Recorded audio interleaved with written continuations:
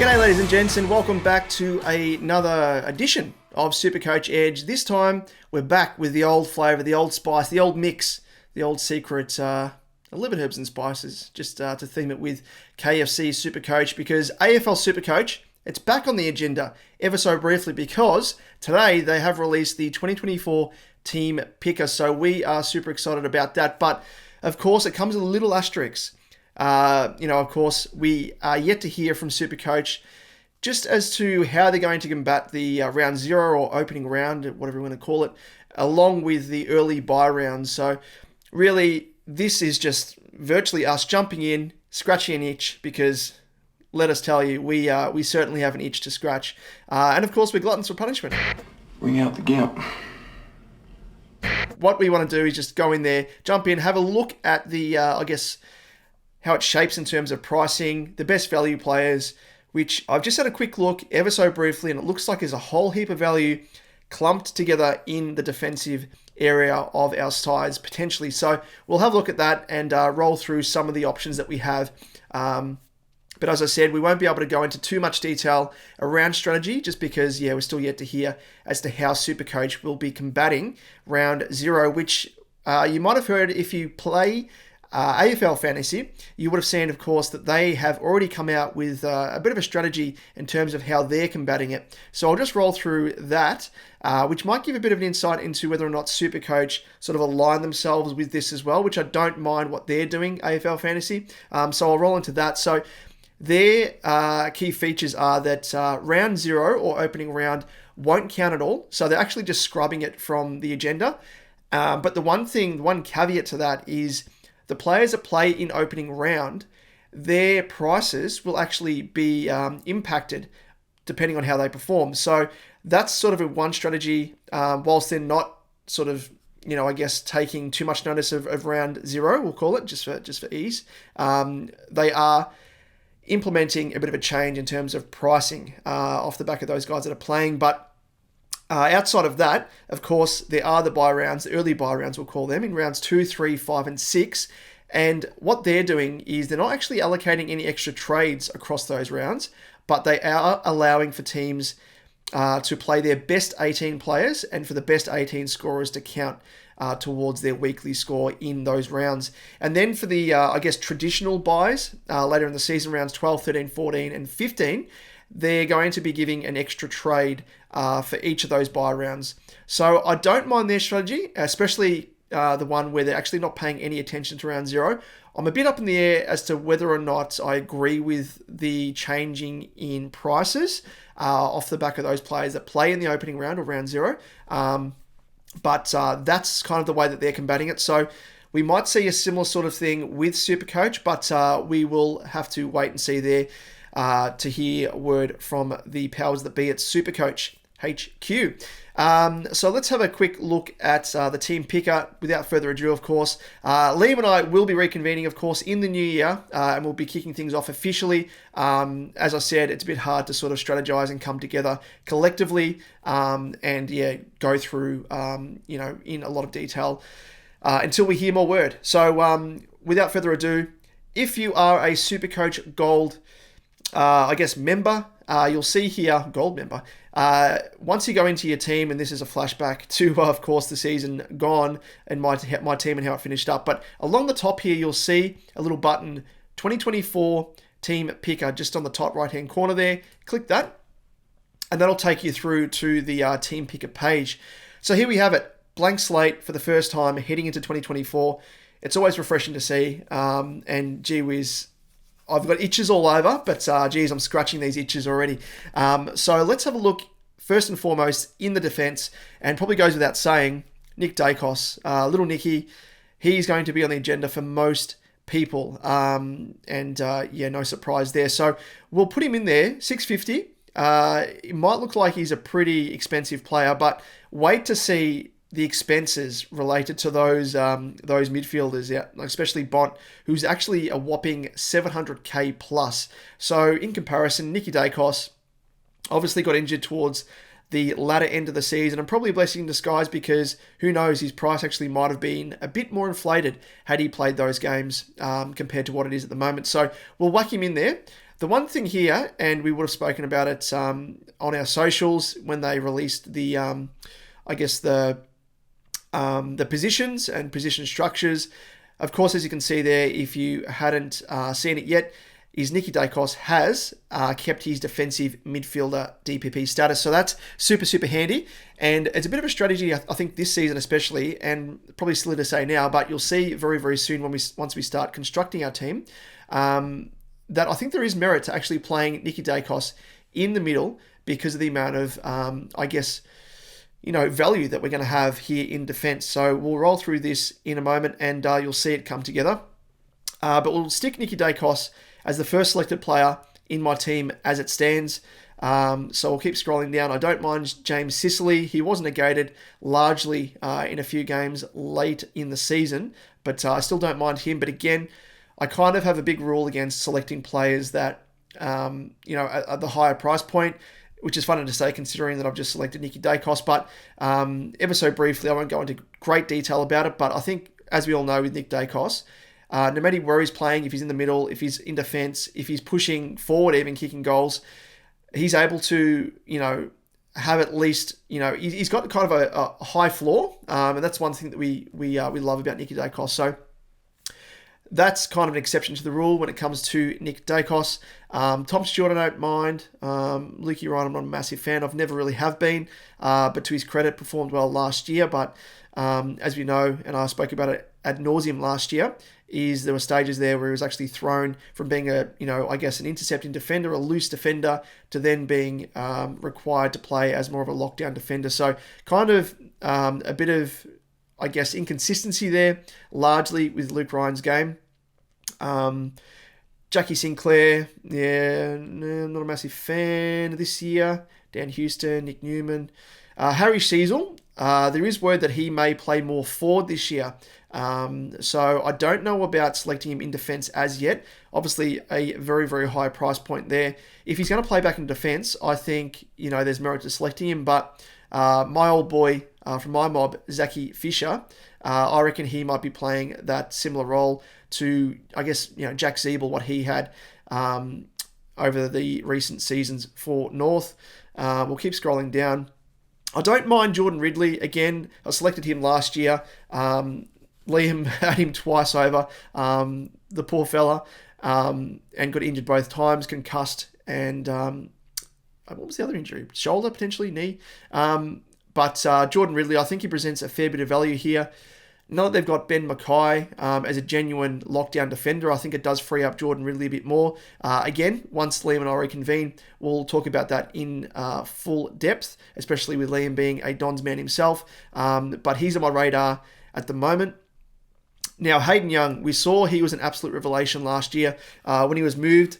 Would have been, halfway through the season, or 2/3 of the way through the season. He was moved from defence into the midfield, and with great effect as well, an absolute gun, and the word is that that's going to continue on. So any opportunity you get, as you all know, in Supercoach, to select a player that's playing in the midfield genuinely, but being able to select them in, say, defence or forward, as we saw last year with Josh Dunkley and the like, it's just an absolute cheat code. So he is a definite lock for me at this stage. We'll keep scrolling down. And let us know in the comment section below as well if there's any guys that I'm scrolling through and haven't selected or spoken about that caught your eye or catch your eye. Let us know. Always love a bit of discussion at this early point of the season, especially. We'll keep scrolling down. I don't mind Wanganeen Millera. I don't know if I'll select him at this stage, but at that price point, looks fairly juicy. The role that he had in 2023 for the Saints really did step up his game and played it to an absolute, T, I guess you could probably say. He really did perform well.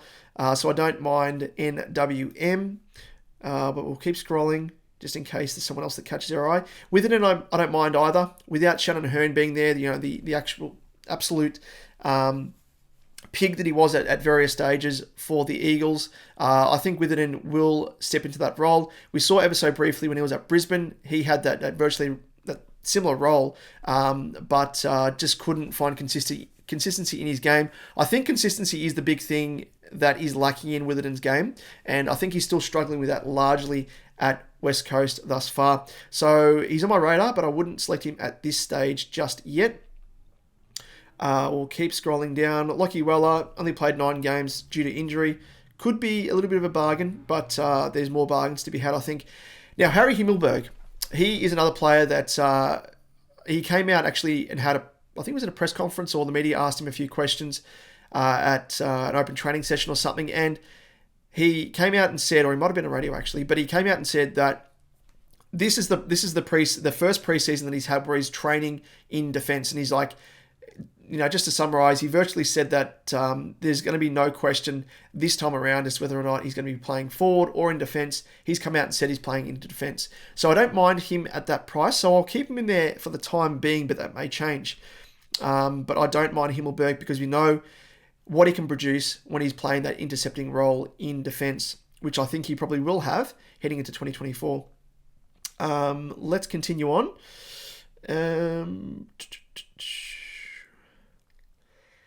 Where are we? Okay, we're at the 400k mark. There's the Ratkins. Wouldn't be selecting him this year. He's a bit pricier now. But one guy that I am keen on, and a lot of people will be, is Gideon Coleman.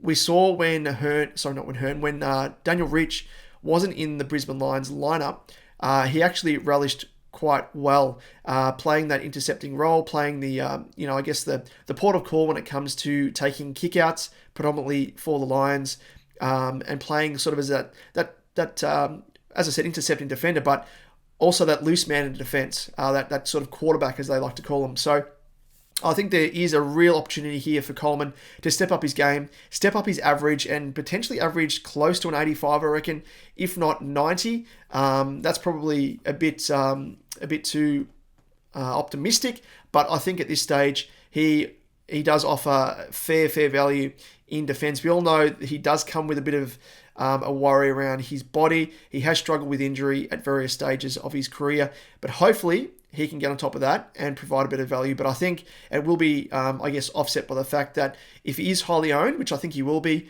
if he does sustain an injury, at least you know that you along with the pack are going to be affected the exact same way. So we'll keep him in my team at the moment.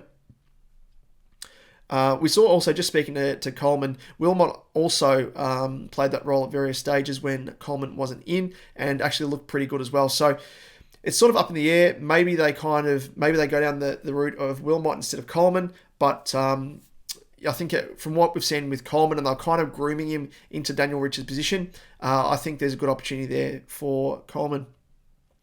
We'll continue on, and so we're close to the 350 mark here. Okay, there's a lot of key position players. Con McKenna is like another player, I think, as well. He's fairly cheap. He's obviously more expensive than last year, 2023, I should say. But when I say last year, obviously know what I mean. But there is an opportunity as well for McKenna potentially playing that role. So there's almost 3 guys playing the same role as sort of that loose man in defence, depending on, I guess, the opponent they're playing on a given week. So, yeah, I mean, as I said, Coleman should be selected fairly highly, so it should negate that risk. But I just want to sort of mention Con McKenna in that, I guess, that group of players as well. Giath is a really, CJ, he's an interesting one for me. Only played the 8 matches, injury riddled, for some form issues as well. But we all know when he played that intercepting role for the Hawks, he looked really, really good. And sort of alongside, it's very ironic here that he's alongside Seamus Mitchell, because they had Mitchell playing that role at various stages as well, but then was dropped late in the season, as I know full well. Thanks for that, Sammy Mitchell. Absolutely stuffed me up. I don't mind CJ. Just keeping an eye on him. Jack Bowes as well. Again, had issues with his body, so I'm not too crash hot on him. Who else is there? Winhager is another one. Played various stages through the middle. and probably comes down to role for him more than anything. Played in the middle, played up forward. If we know that he's going to be playing, and in defence as well, but if we know he's going to be playing and getting more CBAs, I think there is a real opportunity to jump on this guy as value. But at this stage, I don't know where he's going to be playing. Just going to have to sort of monitor him across the preseason to work that out. But again, he's kind of fits into that mold of a Hayden Young, where he's selectable in the defensive line, but could be playing in the midfield. So it could be a nice little cheat code there. But we'll just keep an eye on him. Who else have we got here? A lot of these are key position sort of players, lockdown defenders. Buderick is an interesting one. Only played the 2 games. If he was a bit cheaper, I might consider him as sort of a player to watch. Lockie Bramble as well. Don't know how he's going to fit into the Doggies lineup, but could be a cheaper option at the higher price point, I guess you could say. We'll continue on. Because as we get to this point here, and you'll see a lot of guys pop up that just scream value. So we'll get into those in a moment when they pop up. Ben Long didn't really fulfill, I guess, what we're hoping for with him in the preseason going into 2023. And he looked like he could have been that at Wanganeen Miller for the Suns when the Suns picked him up from the Saints. But yeah, don't know about him.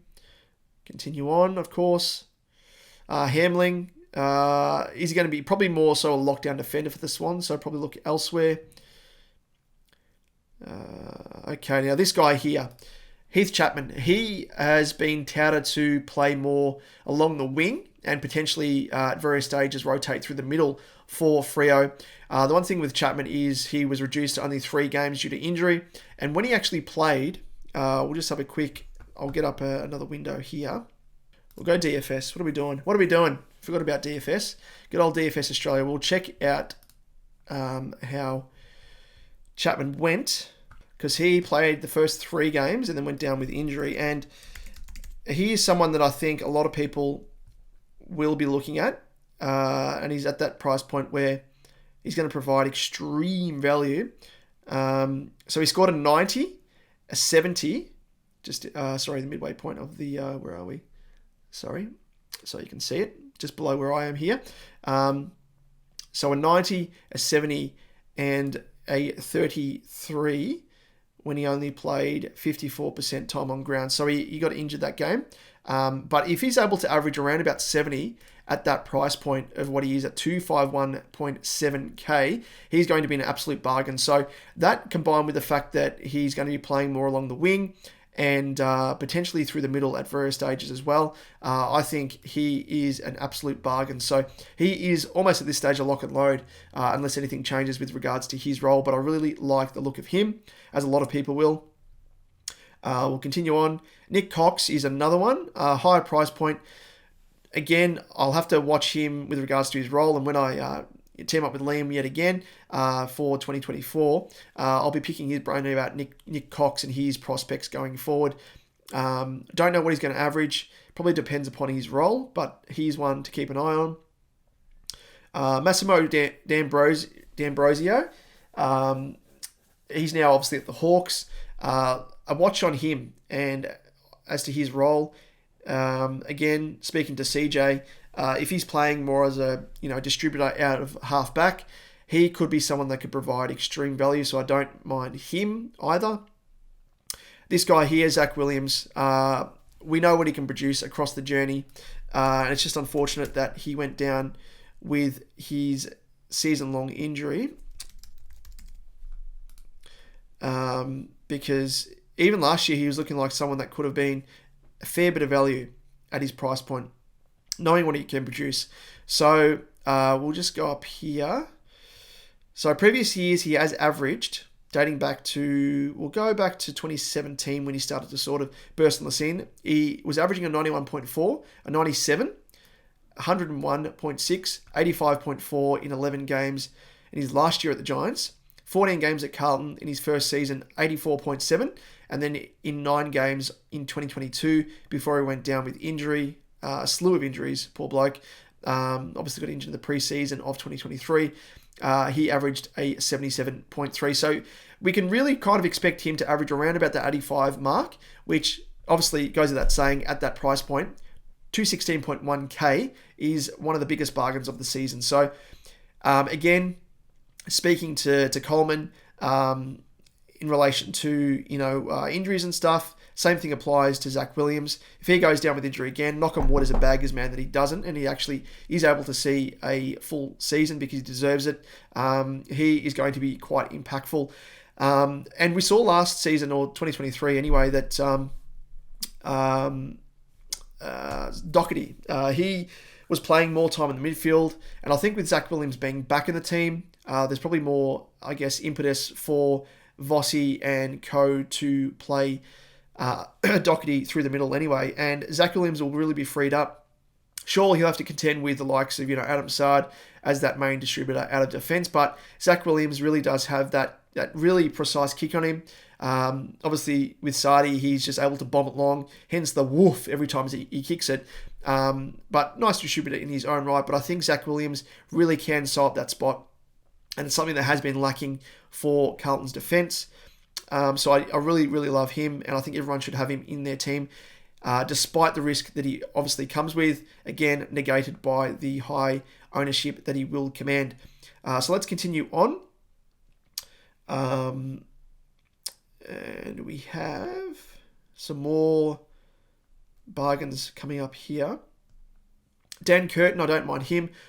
Swooped in, did the Crows, ahead of the Eagles, traded up in the draft to get Dan Curtin, who was highly touted to go to West Coast, their homegrown West Australian product. But they swooped in and got Curtin. You think he will get opportunity early on, but as a sort of a key position player, taller player, I think we shouldn't really expect too much from him. He might have a couple of good games here and there, but I think the one thing with him is opportunity that is going to appeal most. So I don't mind him, especially considering he is a defensive midfielder DPP player, but he is up there 100%.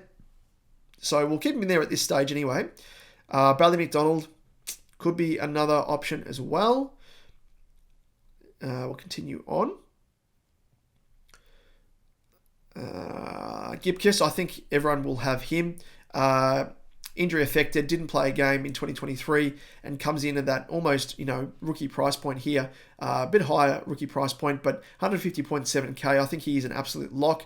Will play most games, if not every game, for the Tigers. And yeah, he is a really juicy prospect and cash cow there. Tom Cleary's another one. Sort of been around the traps. Only had the one game, but don't know how he's going to fit back into the team. Adam Kennedy could be another one, potentially. But really like Gibkiss first and foremost. We'll continue on.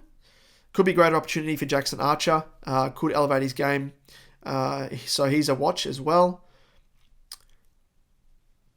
We'll continue on. So there are a couple of familiar names here, like Nick Caulfield. So we'll get rid of Curtin. Caulfield, who, obviously high draft pick for the Saints. What was he, 9 or 10 or 12 or thereabouts?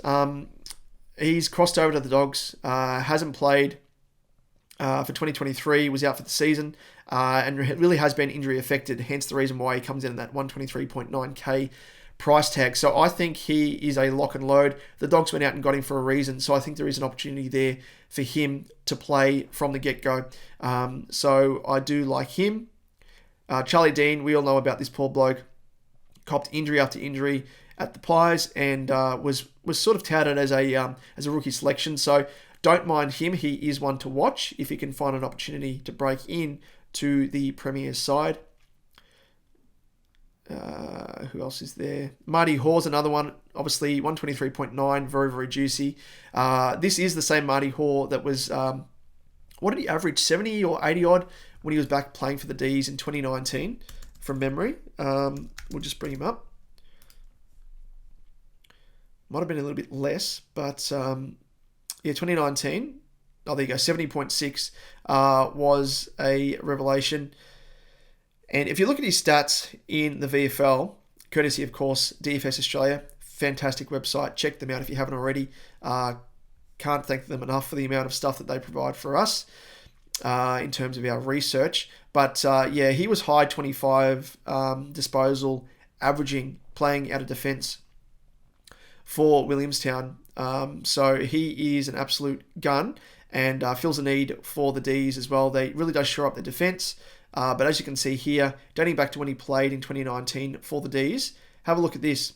58, 86, 96, 86, 88, 89, 75, 116, 94, 49, 76, 3. He got injured, a 33 and a 40 with reduced game time. So he can really find the footy and use it quite well as well. So I don't mind Marty Hoare at that price point. So again, speaking back to initially what I was talking about when it comes to Nicky Dacos playing in the midfield of our team, it does really provide an extra option for us if we switch Nicky Dacos into the middle.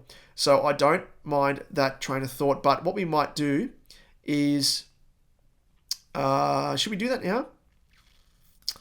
I think we'll do that now because I really do like Marty Hoare. He is one to really watch. I think there's an opportunity for him to play from the get-go at the start of the season. And if he does, I think everyone should have him in their teams, just knowing what he can produce. And that's the other cheat code when it comes to Marty Hoare, is we know what he can produce at senior level. So he's done it before. He can do it again. So I think he is a lock and load at this stage, pending, of course, role and availability going into the season. We'll continue on and see if there's any other players that jump out to us. There's a whole heap of value, as I said. We'll keep going. Toby Pink's another one. North Melbourne picked him up as a pre-season supplementary selection. And I think there's opportunity for him to play from the get-go as well. Again, as a key position player, I don't think he would be scoring all that high, but at that price point, the one thing that does appeal most is the fact that he could be playing from round 1 all the way until the end of the season. So someone that can really shore up your defence and help you across the buys as well. So don't mind Toby Pink. There's Zach Reed as well. He is a high draft pick for the Dons over the past few years. Really has been limited in opportunities and had a few injuries as well. Again, someone that I'll have to pick Liam's brain about. But let us know if you're a Dons fan as well, your thoughts in the comments below. But he does stick out. So there's another one I have to keep an eye on that I think we all should. Jacob Ryan, another one. Played the one game for the Pies. Could be an opportunity there for him. We'll continue on. Will Graham, maybe, for the Suns. DPP.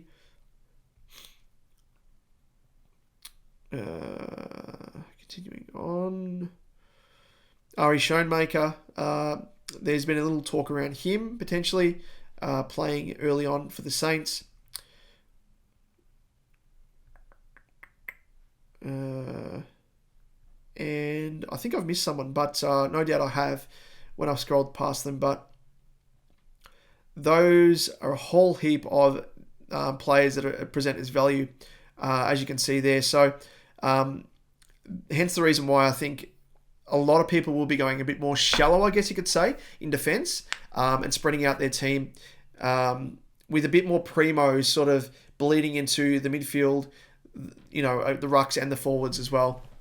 So I don't mind this strategy. Virtually the one way to look at it is, yes, I know that we're kind of centralising the amount of value and, I guess, risky picks, but also guys that will be highly owned into the one area.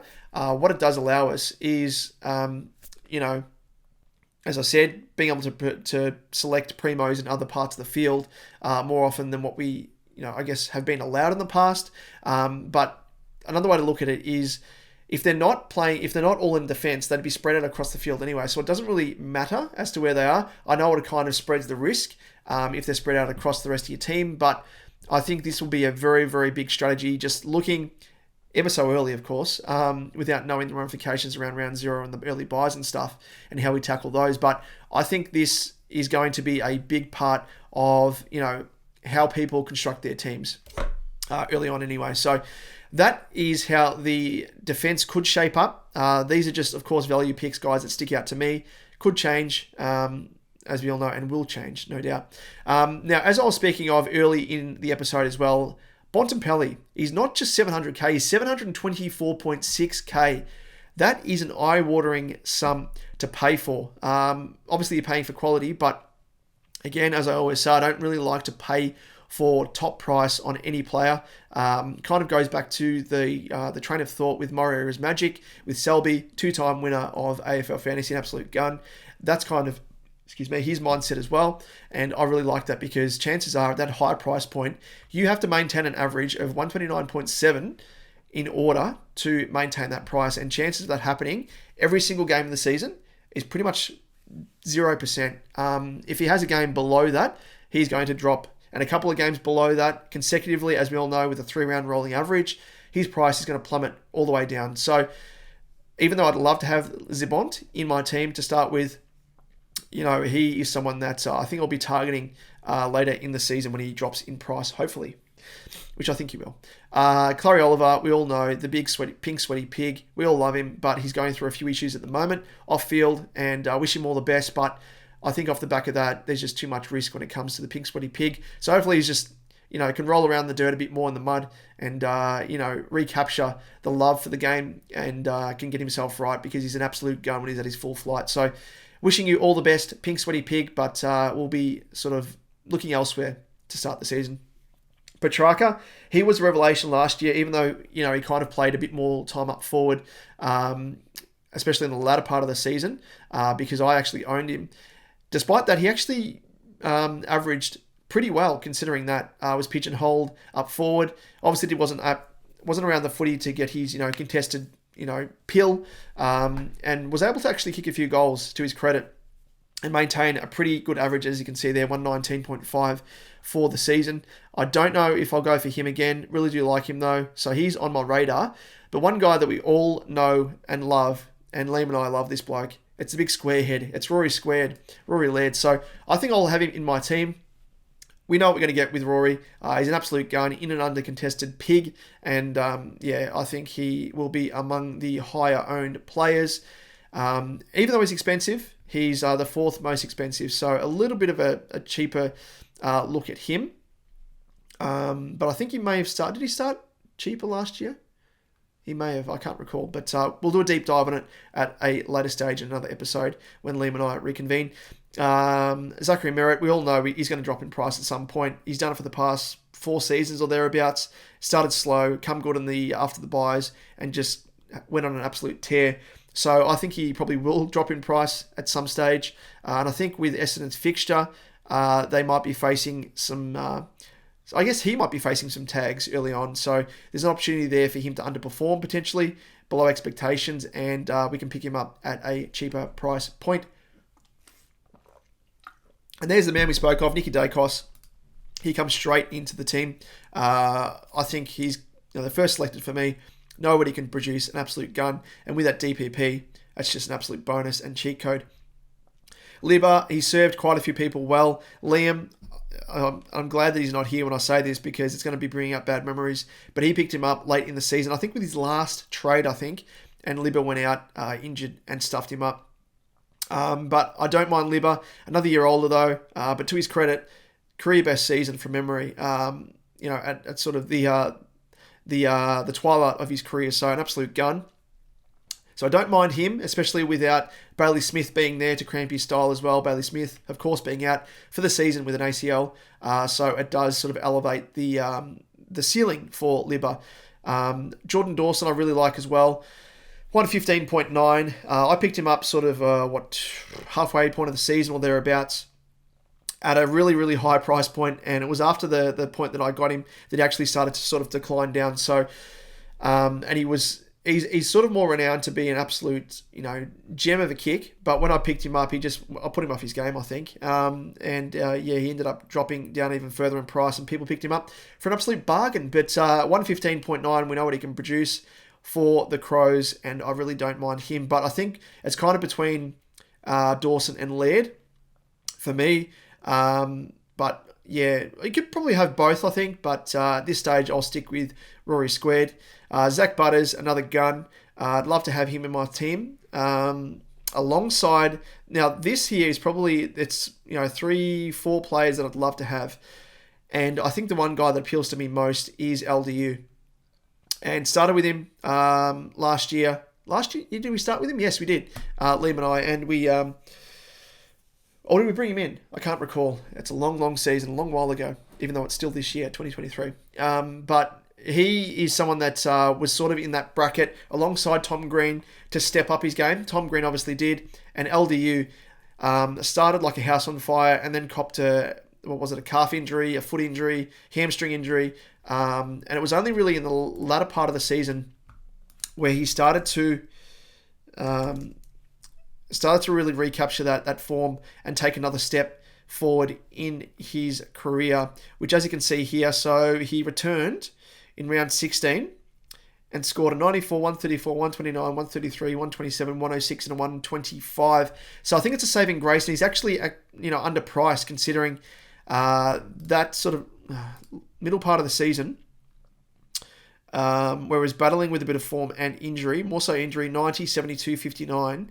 That kind of has kept his price point down heading into 2024. So I think he's actually slightly underpriced. So I really do like what we have here and what he has to offer, LDU. So he will be in my starting team. Love to have Errol Goulden as well, but I don't know if we can afford to have another player in the 600k bracket. But as I said earlier, we may be able to squeeze in yet another one due to the fact that we've got so much value in defence. So Goulden I'd love to have. I don't mind Sarong. Tom Green, again, an absolute gun, contested beast, and much like LDU, I mean, LDU loves a cuddle, absolutely loves a cuddle. Disposal efficiency, really nice, can go forward, kick a goal, and gets bulk CBAs, and kind of like, Tom Green, and it was just unfortunate that he got that hamstring injury to end his season virtually, or the regular season anyway for us, because a lot of us ended up getting rid of him. And he ended the season quite well into the final series, 126, 129, 119, 145, 134, 113, and a 95. So he really did actually come good in the latter part of the season. Again, he just loves a cuddle, an absolute contested beast. We know what we're going to get with him. So I really do like Tom Green. Lockie Neal, no, another year older. Fortunate, shouldn't have won the Brownlow, should have gone to Bont, but that's another kettle of fish. Andy Brayshaw I don't mind as well, but again, always worried about that tag factor. But with Caleb Sarong coming on in his own right in 2023, it does mean that Andy Brayshaw isn't just the one sort of victim to the tag nowadays. They could swing on to Caleb Sarong because he is just as effective, if not more effective, at various stages. But we'll continue on nonetheless. And we have my boy, Sammy Walsh. I can't look past him, 103.2. And this isn't just bias coming into it. You all know how much I love my boy, Sammy Walsh. But the way that he finished the season, and we know that AFL finals aren't counted when it comes to Supercoach, but he was probably the best player across the final series, collectively, hands down. He was just so impactful, an absolute gun. And he struggled at various stages through the season due to the fact that he had that limited preseason, was injured, had a late start to the season, only made his debut in 2023 in round 5. But to his credit, had a slew of games, 100 plus, 105, 110 plus, kind of was up and down. And then when it came to the final series, an absolute gun, 111, 134, 121, and a 90. So really does speak to the quality of what he can produce. Really, that probably is a bit of a snapshot as to what he should have provided had he started the season in full fitness. He really did start to hit his straps in the finals series. So for me, knowing what he can produce, and you look at the season prior as well, before he actually had that injury in, heading into the back end of the season for 2022, he was able to produce those sort of scores as well, 120 plus across the board. Just an absolute gun, as you can see there. So I think he comes in very, very underpriced, and for what he can produce, as we know, an absolute gun. So he is a lock and load for me at this stage. Only caveat with him is obviously playing in the opening round 0, Carlton. So it does mean that he's going to have that early bye. And yeah, depending on if Supercoach go with best 18 or we get extra trades or stuff, it may change the strategy with Walsh. But I think with him and his price point, I think he is extreme value. Okay, we'll continue on. Josh Kelly, I like him at that price point. But again, just his injury worries really do, scare me off as they have for 3 seasons in a row now. Doherty, he's unfortunately a midfielder only. And yeah, at that price point, I think there's better value around, as you can see here, around this price point. Jack McRae, we'll speak to him in the forward line because he is a DPP midfielder forward. So we'll chat about him when we get to that stage. Chad Warder, he was touted to take the next step in his game alongside Tom Green, alongside, LDU, that bracket of players. And whilst he did step up ever so slightly, I think, we obviously saw what Errol Goulden was able to produce. I think there's an opportunity here for Chad Warner to really step up his game now, and, potentially do it a bit season later than what we thought. We're still able to produce some nice games across the season, but just not consistent enough. So he is a watch at this stage. Don't mind him. We'll continue on.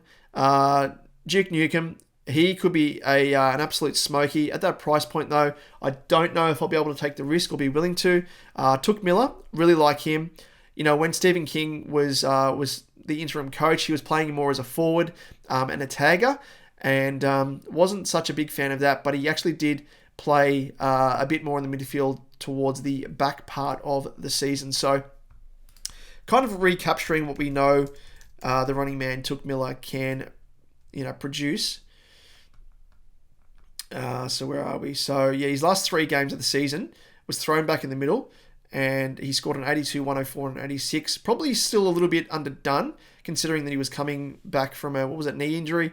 But prior to his injury, just dating back to here, the start of the season, he scored a 113, 106, 109, 122, 127, and a 40 was the game that he got injured halfway through. So that there is probably an indication of what he can produce. And at that price point, I think he is, again, extreme value alongside Sammy Walsh.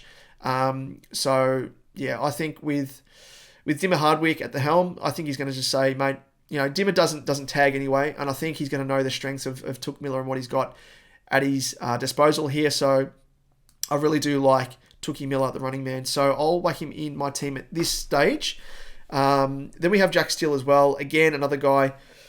Liam and I love this bloke. Really high floor traditionally, and high ceiling. Struggled at various stages with obviously injury. Did his shoulder when Liam and I both had him, and we had to trade him out. I think Liam got him back into his team, and wasn't the same player that he traded back into his team. So he ended up trading him back out again, I think, from memory. But he's someone that struggled with form as well as injury, was probably linked.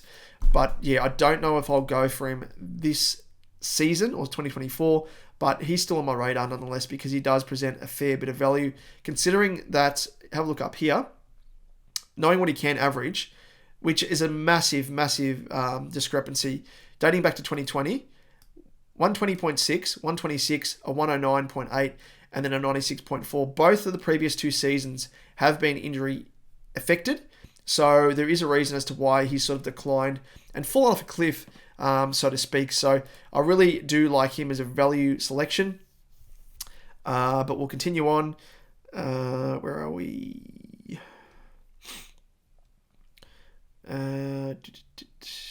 Sammy Flanders, I think he's a given. We'll speak about him when we get to our forward line. Matt Crouch, I don't mind either. 490.8. When he found his way back into the Crows lineup, he was just, an absolute gun. Really, actually, he performed quite well. Used the footy pretty well compared to what he would normally. So, to his credit, actually deserved to be in the team. And actually, his disposal efficiency, as you can see there, incredible, off the charts compared to what he would normally produce. But all these games here, as you can see, like we all know that he can rack up the pill at will and just be an absolute pig. He was able to score 86, 144, 112, 122, 86 and 98. So if he's able to, produce at that average, I think, and what is he averaged? 97.6. So that's been brought down with a round 8 game that he played against the Cats, and only scored a 35. So again, extreme value. I do really, really like him. Decided to stay at the Crows, had an opportunity to leave and request a trade. Didn't do so. So I think there's an opportunity there for him to play more sort of full-time at midfield. And his CBA is there, 73%, 64, 72, 62, 75, and 84. More than what he actually got in previous seasons. So I really like Matt Crouch. So we'll whack him in there for now. Mightn't be able to afford him and may have to rejig my team, but I really do like him. If there's an increased opportunity there for him to play and keep his spot, considering the likes of Sloan and whatever, they're getting on in age, I think he will kind of step into the fold there. But they're still stacked in their engine room, the Crows. So we'll continue on, of course. Let's keep going. Bailey Smith, unfortunate. He would have been a nice selection in our forward lines, potentially, but out for the season, of course. Jai Simpkin could be a smoky, one to keep an eye on. Taylor Adams potentially is a forward. Again, he's kind of gone to the Swans under the notion that he's going to be playing, more in the midfield and helping out as opposed to playing up forward at various stages like he did at the Pies. But getting on another year older, and soft tissue injuries aren't foreign to Taylor Adams. So I'm not too set on him as yet. But we'll continue on. Horn Francis, again, stepped up his game a little bit, to his credit, in the face of some criticism. But he is someone that could really take the next step in his game, going into his 3rd season. But was too consistent. That's the thing with him.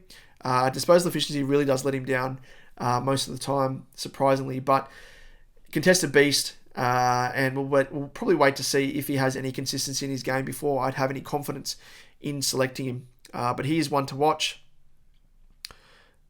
Who else is there?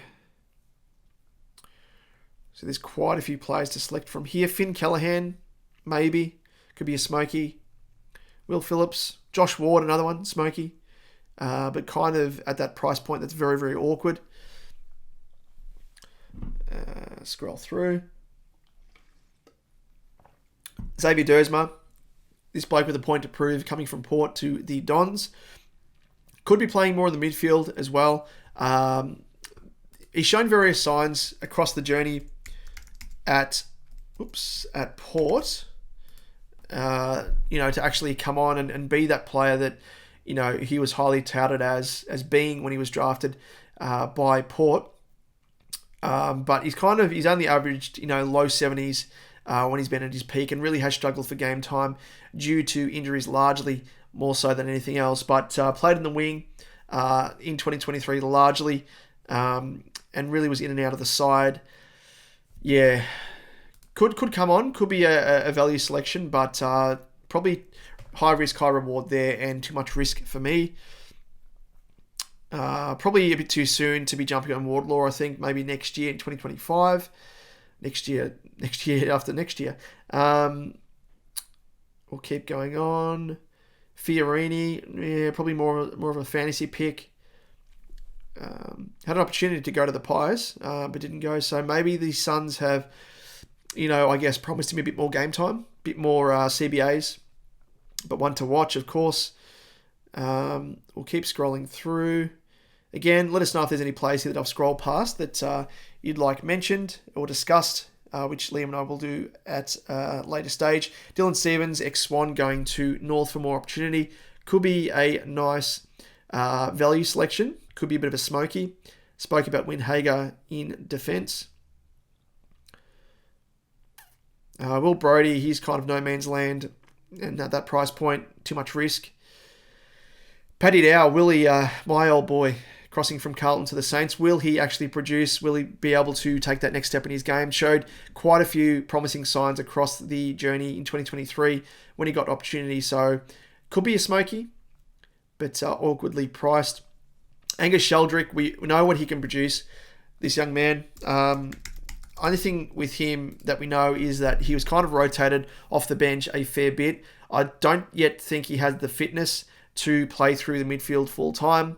Hence the reason why he was kind of, as you can see here, he was played majority of interchange compared to being listed as a midfielder. But, I guess he's, in his time on ground, 57%, 55, 73, 71, and 54%. And CBAs were kind of averaged around about sort of, 40%, combining all that, or, high 30%. And to score as well as he did across the journey with that less game time, it kind of reminds me a lot of Tom Mitchell in his early years at the Swans. 61, 91, 93, 102, and 53. I do really like him. If he does build up a bit more tank, I think he could be an absolute revelation. So I'll put him on my team for now, but I don't know if I'll be able to afford him. So we'll continue on. Rolly Bonner, picked up by the Saints from Port. This bloke here, I've said it a million times, Nat Fyfe, get away. He shouldn't even be listed here. I did it last year. I'm an idiot, as you all know. I selected him. I got seduced by preseason form, and he was out of my team after round 1. So I'm just getting like the fattest texter and just putting it through him, crosses, wiped out. Absolute nightmare. So I'm not even tempted. Get out of here. Don't care. If he was priced at $1, no. I wouldn't buy that for $1. No way. So I'll continue on. Elijah Holland's one to look at.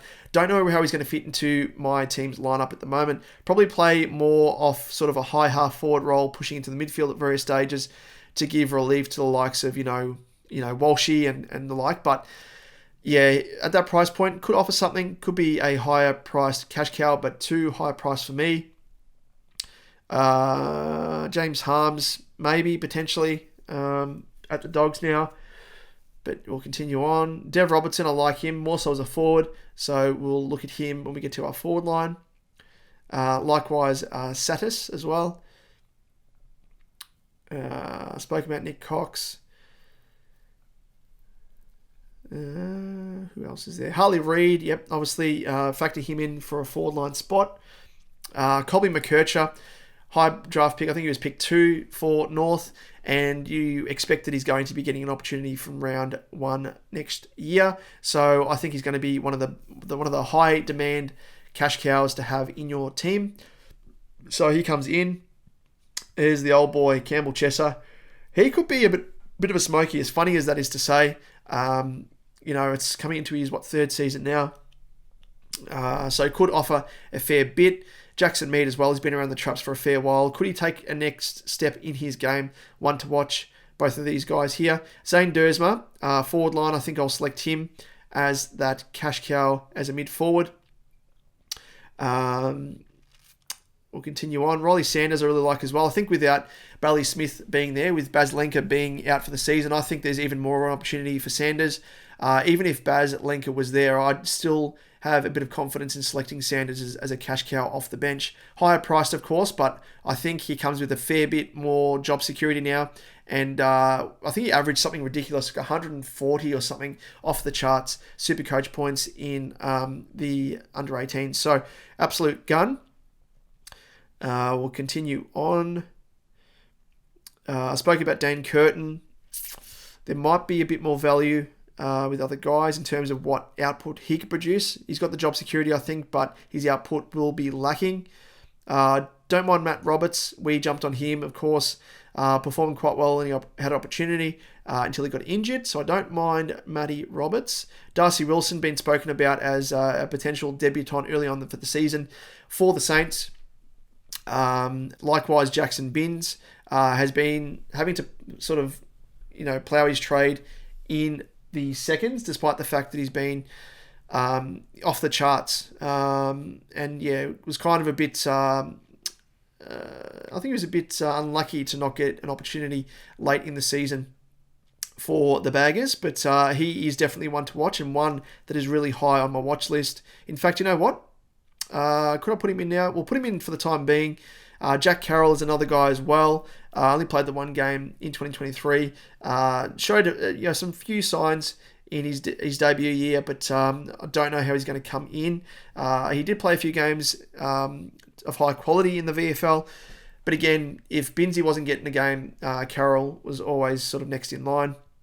Jai Clark, he probably would have played a majority of games in 2023 had he not been injured after he made his debut for the Cats. Came on and played limited game time and was an absolute gun from what we saw in the limited.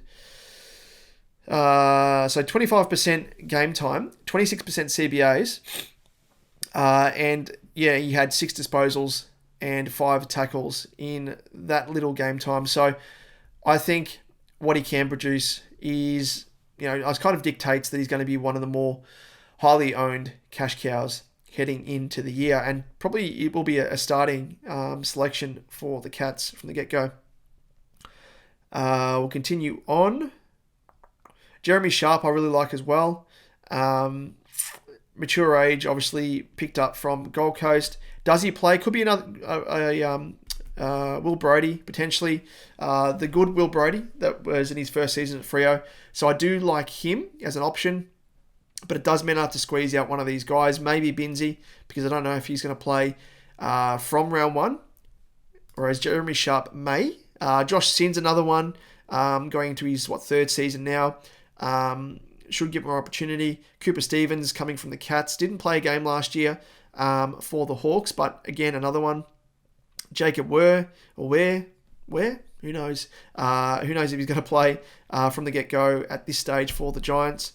But there's quite a bit of value even here in the midfield as well, as you can see. So, and Manar, I'll speak to him in the forward line section. But yeah, there's, as you can see, scrolling down, there's still a fair few players that you could opt to bring into your team. But let's move now to the ruck line. We'll keep things ticking along. And I think the one guy that we all know we're going to select as the first ruckman in our team, and it's Brodie Grundy. First choice ruckman. We know what he can produce when he was at the Pies. An absolute gun when he had the number 1 ruck mantle before Cox sort of cramped his style, and then injuries kind of came on and really restricted him. But back in 2018, 2019, as that number 1 ruckman outright, 130.4 and a 130.9. Then he kind of has declined ever since, 118.4 from 19 games, 115.2. That's when Cox kind of was on the scene, cramping his style. Injuries impacted as well.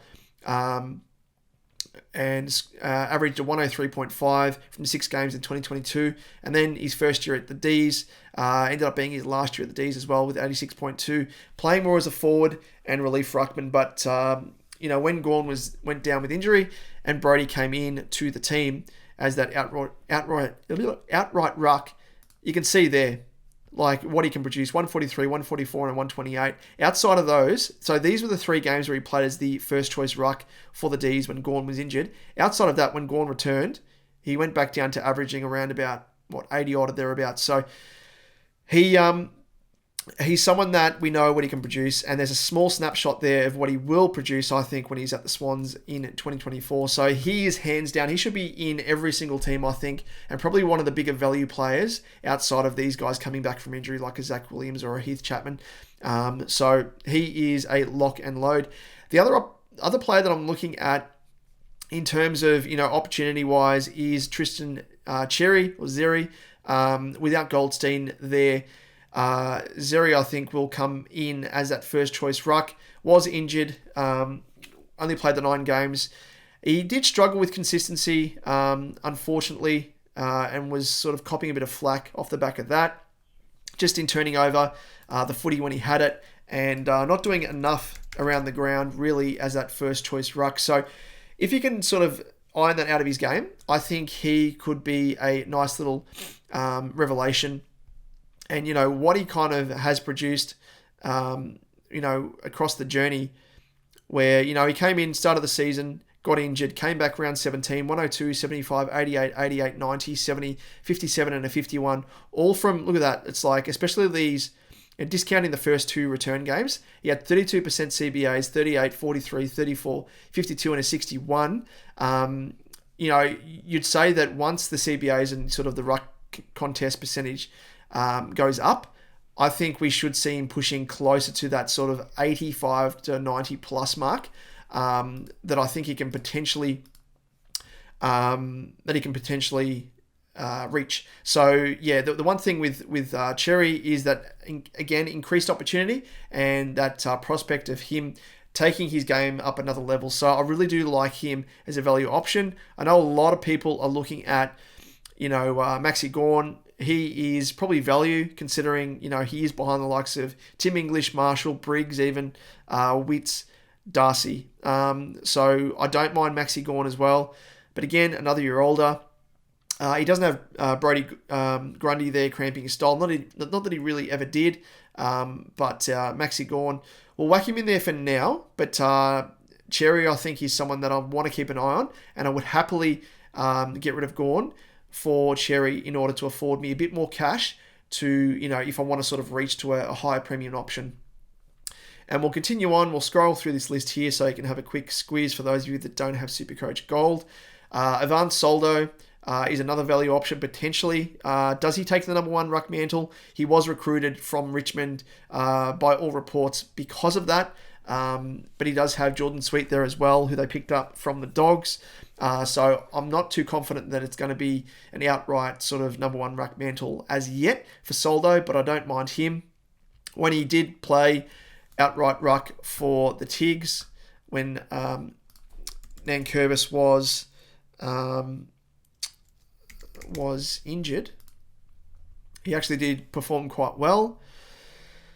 As you can see here, so look at his ruck contests up until, his first 3 games from around 18, 19, 20, 126, 79 and a 128. That obviously dropped all the way down when Nank the Tank returned and was playing sort of more time up forward when he kicked, 2 goals, 1 goal there in round 23 and 24. So I do like him as an option. We'll continue on though. Spoke about Cherry, obviously. And there's guys here that could, again, take another step up in their game. Ned Reeves, potentially. But Meeks there, still cramping his style. Bruce, again, hasn't played for 2023. Limited with injury. Don't really trust his body. Or the fact that he's like Mumford 2.0 and just does something absolutely stupid and just elbows people and punches people behind play. Conway could be one as well. Potentially is a higher priced option on the bench. Could get more opportunity for the Cats. Grooming him to take over that number 1 ruck mantle. So I don't mind him. Jordan Sweet, again, as I said, could get opportunity. And at 158.7, could be someone to have on your bench at the very least to make a bit of cash. McAndrew, we all know about him. Vicentini, that's the thing with Port that kind of scares me with Solo, is they've got Vicentini, who played 3 games last year, looked pretty good as sort of that raw ruckman. They've got Jordan Sweet and Soldo as well. And we'll continue on. Max Heath, he was touted to play some games if he wasn't injured early in the season. Nathan Kruger as well. Does he step up and fill the void with Dan McStay being injured? Potentially. So you could look at him as a sort of an R3 or on the bench up forward. So maybe up forward, we'll look at him. But the one guy that sticks out to me is Naismith for the Tigs. Nank the Tank has struggled with injury, as we know, I spoke of, and has at various stages done stupid things with getting suspended. So even though he comes with a fair bit of risk, he's done his knee like 3 times over. He did play pretty well in the VFL. Again, go to DFS Australia, and they do have access to the stats in the VFL. And you'll see here, they don't have the SuperCoach stats, but you can kind of see his dominance in the ruck, playing for Port Melbourne, and just was an absolute gun. So yeah, I think with what he can produce, they might have him in as a bit of a relief ruckman for Nank, even at the very least. We saw that with, what's his name? Forget him already. Samson Ryan was doing that at various stages as well. So who knows? Do they use Naismith there, or is it sort of a break glass in case of emergency option? But at 123.9k, I think you can't go too wrong there. And speaking to sort of the R3 loophole strategy that we've adopted in the past, I think, considering that we have buys early in the season due to round 0, I think there's an opportunity there for us to, maybe forego having a loophole in R3, at least for the first, 5-6 rounds of the season, and then look at sort of downgrading our first maybe cash cow that's plumped up down to a genuine loophole at that stage. Maybe that's a strategy to go with, but that's sort of something that's propped up in my mind. And Liam, of course, and I will delve into that as a potential strategy when we reconvene in the new year. But I do like Naismith. And there's a few guys here. Strawn, maybe. Played a few games sparingly for the Crows. Does he step up? So, yeah, there's a fair few options there, but we'll stick with Gorney and Grundy and kind of keep an eye on Cherry at this stage. Let's jump into the forward line. And how much cash do we have here? We've got 2.81 mil left in the kit, so we'll burn through it pretty quickly, I think. But Jack Macrae, again, does he, I guess, get opportunity from Bevo to go back into the midfield now that they haven't got Bailey Smith? Was Smith going to play more off the wing? Who knows? And if that's the case, does it now mean that Macrae's going to play more off the wing? So, yeah, he's someone that's kind of fallen off the cliff a bit. Unfortunately, Macrae's kind of been a lock and load historically, but I guess at that price point and, being, I guess, a potential midfielder as selectable as a forward, we'll keep him there for the time being. The other option, of course, is, which we spoke about late in the season, is Luke Jackson. Really do like the fact that he is selectable as a... Oops, we'll pop that in there because there's so many Jacksons. Sorry, Miss Jackson. And yeah, was able to actually perform quite well. But obviously without Shrek being there, as a number one choice ruckman, he performs quite well. But when Shrek is there, or Hoda, he does sort of struggle a little bit. So does he go back to playing more time up forward and being more so that sort of ruck 2 option, relieving Hodor? So I don't know about him at that price point. Again, we spoke about it late in sort of the 2023 season that if Hodor was to potentially go and play for Geelong or another team that was being touted, that would really elevate the prospects of Luke Jackson. But at this stage, I think I'll bypass him and keep a watch on him as to his role heading into the 2024 season. We'll continue on. I don't trust Shai Bolton at that price point. Caleb Daniel, again, got opportunity in the midfield at various stages. Don't mind him at that price point. But it's kind of a negating effect by having, I guess, a direct competitor to Macrae's role in Daniel in my forward line. So I don't know if I'd go for both. Toby Green, absolute gun. But Sam Flanders, we saw what he could produce when he finally got opportunity. It only took Stewie Dew to get the arse before we saw, what Flanders could produce. And me, along with quite a few others, Liam and everyone else, we started with him. And, with the opportunity and prospect of showing what he could produce in the preseason and then wasn't given that opportunity in the season proper, was an absolute kick in the teeth. So we had to get rid of him, and then obviously he came on and got opportunity late in the season and absolutely killed it. So I think he should be in every single person's team. So we'll plug him in and we'll continue on. Ben Keys, I don't know if that opportunity is going to be there for him, especially with Matt Crouch being back for the Crows. Might play more time up forward.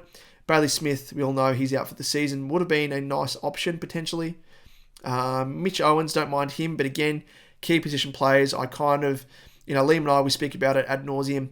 We don't really like to select those outright key position players unless they've got like a sort of a drifting role, especially in defence, as sort of that loose man. Taylor Adams, lower price point. And I'll just kind of bring up, just for interest's sake here, just to show you what he can produce historically. But again, has struggled with injury in the previous, 4 seasons. Was able to produce 110 as an average back in 2020, 94.9, 79.6, and 77.5. So at that price point, I don't mind him. And you'd imagine that he went to the Swans on the proviso that he's going to get some more opportunity in the midfield. And a lot of the time, he only got, 30, 40, 50% at times, was probably the most, CBAs across 2023. So that kind of limited his ceiling. But even then, in previous seasons, when he was given a little bit more game time, his ceiling was kind of around about 90.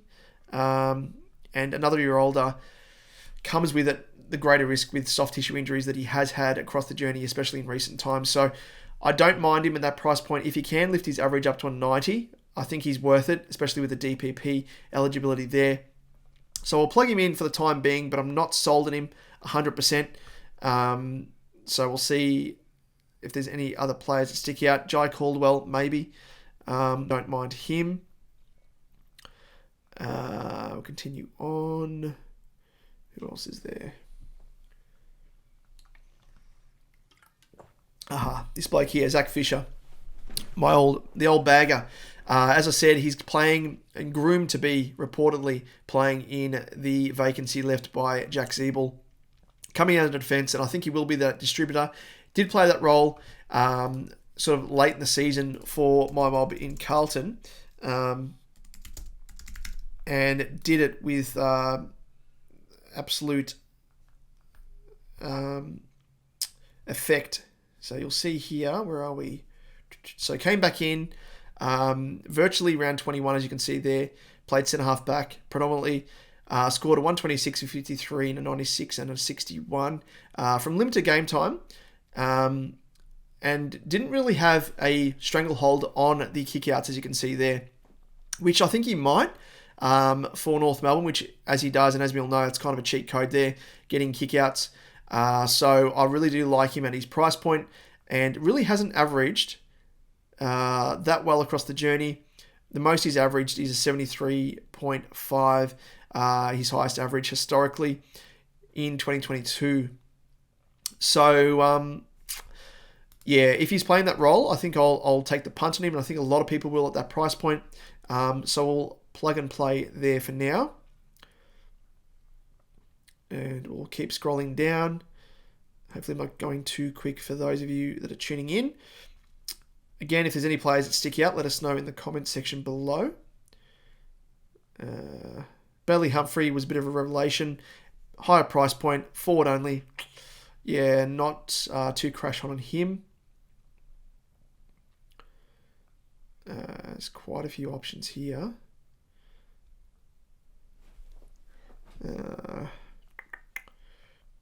Going on. Ginnivan, yeah, no, he's too up and down. Excuse me, it's my stomach. Here we go. Tom Lynch, I didn't mind, but again, 27.3, higher price point as a traditional key position player. We all know he's kind of up and down, and by all reports, he may not even be fit in time for round one, as surprising as that is to say. So, yeah, don't know about him as yet, but we'll keep an eye on him. Nat Fyfe, just why don't even mention him? Don't do it. So we'll keep scrolling on. And you'll see here that I'm actually out of cash. So I'll need to lop down some players in order to fit them in. So we might get rid of Gawn for now and go back and put Cherry in just to provide a bit more coin for us to work with. And potentially we're going to have to get rid of one of these guys, or a Sheldrick and go down to a traditional, which we might do. We might get rid of Sheldrick for now and put in, who's the bloke we're talking about?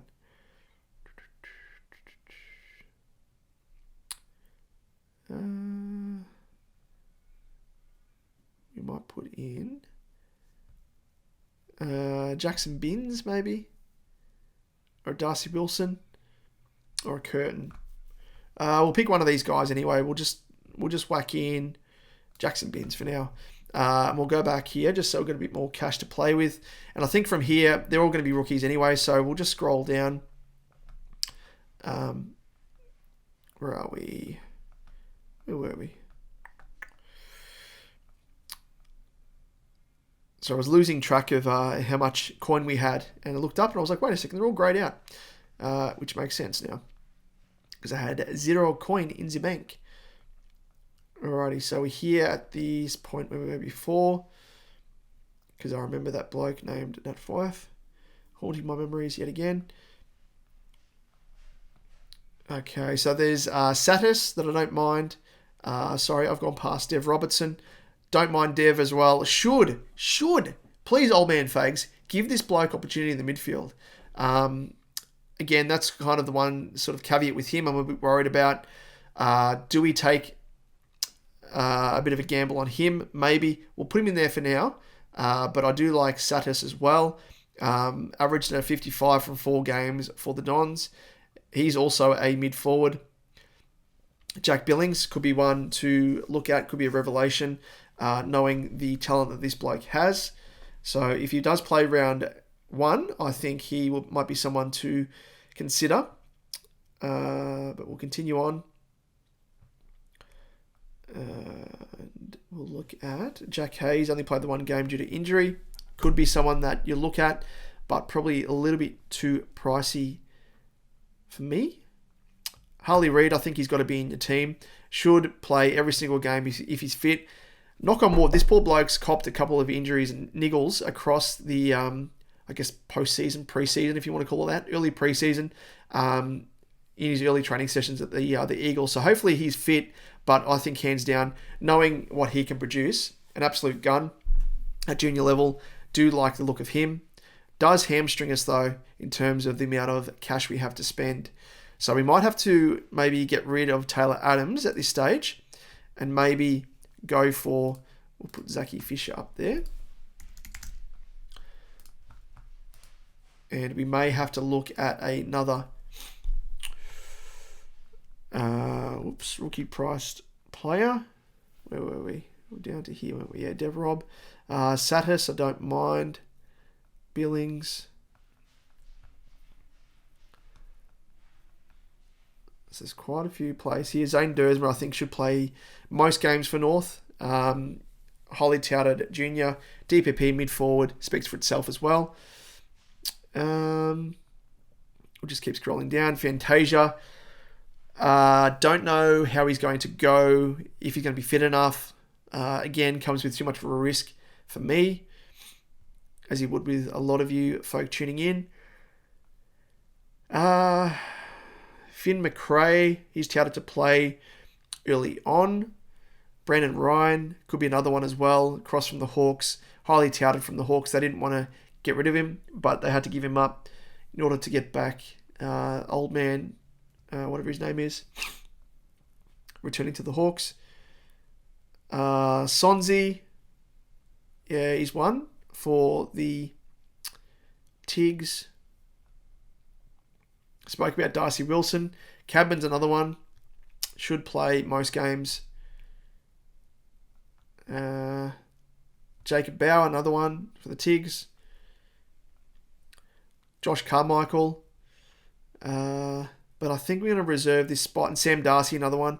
I'm going to reserve this spot, I think, for... Where is he? Nathan Kruger as well is another one. So there's so many guys that we've really got to keep an eye on across the preseason to try and work out, you know, who's the best to choose from in terms of opportunity and scoring ability. Shaki is down at the lower priced option, but no.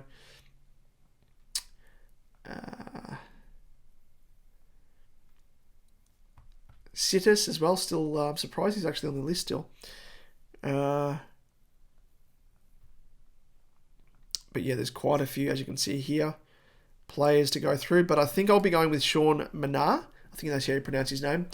Kicked like 6 goals in the grand final or prelim for Werribee. Absolute gun. And I think he sort of fills a need ever so slightly for the Cats. So I think he could potentially play round 1 for the Catarers. And as a mid-forward DPP, he provides a bit more security there, I think, as well. or flexibility, I should say.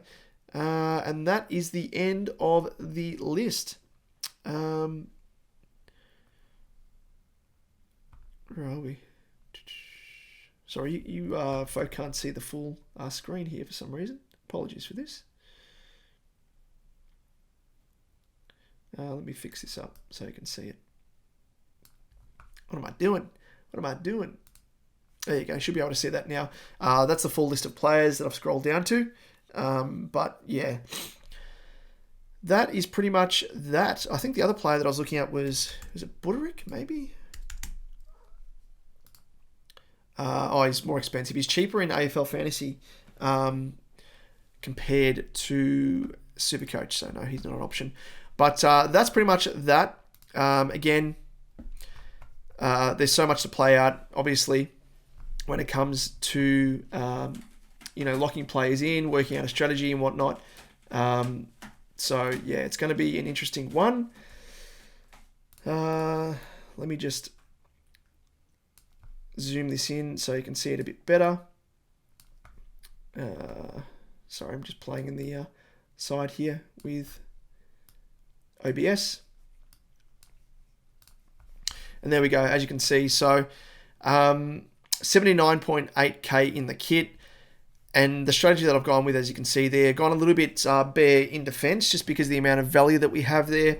Again, there's guys there that could still make their way into the team just because there's so much value in defense. The midfield is pretty stacked, probably more stacked than what I would normally do. I think every single season I'll kind of have at the very least 4 primos with the potential for a 5th. I've never gone a 6 primo in the midfield for a long while, I don't think. So to have that depth in the midfield is pretty refreshing. And then the amount of rookies that we have at a disposal as genuine cash cows. Again, there's so many we have to keep an eye on, but that's kind of what I've gone with at the time being. Again, the strategy of going with Brody Grundy R1, I think is one that a lot of people will pursue, at the very least R2, and then having maybe a Maxi Gawn as their second choice. I would need to sort of shore up an extra 100k loosely to add with my 79.8k in order to afford going Cherry to Gawn. I would need to get rid of, say, a Dev Robertson and go for another sort of genuine rookie. I could potentially do that, and I'm not sort of adverse to that as an option. But I think Flanders as well, I think he's a lock and load. Zach Fisher's kind of a 75-25%. Jack McRae's kind of a 50-50 at this stage, just due to not knowing what his role is going to be. Dev Robertson, again, 50-50. Harley Reid, I think a lot of people will have. Hopefully he's fit and firing, but DPP added bonus. Likewise with Dersma. Finn McRae could even go a bit cheaper compared to what he's priced at. So I'm just going with him on the proviso that he does get increased opportunity at the Pies, but one to watch. And Mana, as I said, with that DPP, and I think he should play round 1 for the Cats, mature age player. They selected him with their first pick maybe or second pick in the draft before anyone else was able to sweep on him. So should play round 1, I think, at this stage. But that's virtually my first look through SuperCoach Gold team picker, and having a bit of a play around with things is scratch an itch. No longer as itchy as what I was. A little bit itchy because I need to know as to how SuperCoach is going to combat the round 0 conundrum along with those early buys. And again, until we hear that and hear what their plan is and strategy, we can't ourselves strategize around, which players that we jump on, if it's best 18 early rounds, or even if round 0 is even counted, or if they're going to discount it altogether like AFL Fantasy are, it changes the whole landscape. So no doubt the team's going to change off the back of that, but that's virtually what I've landed with. I had a bit of a play with. Hopefully it's given you guys, especially those of you that aren't SuperCoach Gold members, a bit of an insight into the guys, pricing wise and DPP wise and stuff as well. So hopefully that's scratched an itch secondhand for all of you that have tuned in. It's been a bit of a longer episode here, but first look at Team Picker, I think it's warranted. So feel free, I'll put the time codes in the comment section below in terms of the sections that I'm looking at: defense, midfield, ruck and forward.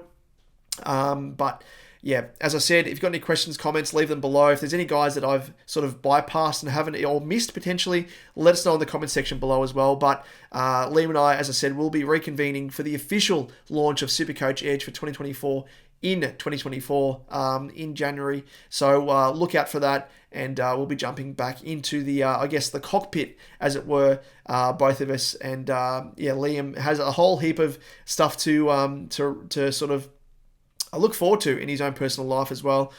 He's getting married in the early new year as well, and he's just bought himself a house. So congratulations to Liam.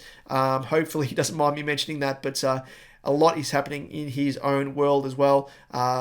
Stuff that I was lucky enough to jump on, my own house and getting married in 2022 and 2023. So fantastic. Look forward to sort of joining forces with Liam yet again and doing it all again for season 2024. So look out for that. And of course, our 1,000 subscriber giveaway, we will be doing a video on that individually as well. So keep a lookout for that and how you can put yourself in the running to win our prize giveaway in celebration of that 1,000 subscriber mark. And of course, if you haven't subscribed already, goes without saying, we would really appreciate if you would join the army, the SuperCoach Edge Army, and yeah, jump on board and give us a subscribe. Your ideas are intriguing to me, and I wish to subscribe to your newsletter. And give us a like, and yeah, leave any comments down below. But that is, we're approaching an hour and 30 mark, so we'll leave it there, and we'll reconvene, and we'll catch you next time, and we'll see you. We'll usually say same time, same place. We'll see you then, but we'll see you when we catch up again with Liam, when we chat all things AFL SuperCoach. So we'll see you then. Thanks for tuning in. We'll catch you then. Cheers.